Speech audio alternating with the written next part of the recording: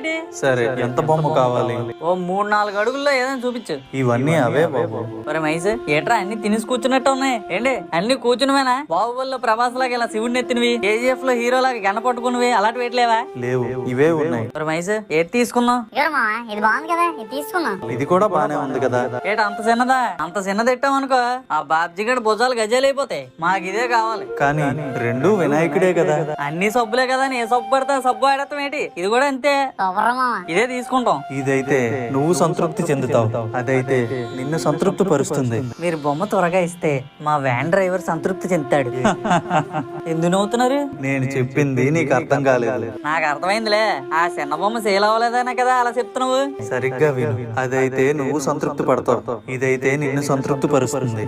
లేదు లేదు, ఇంకెన్ని చెప్పినా వినేది లేదు. రా మైసా, మీ నాన్న బిల్లు సరదాగా బిల్లు కట్టి మనం వ్యాన్ ఎక్కిచ్చేద్దాం.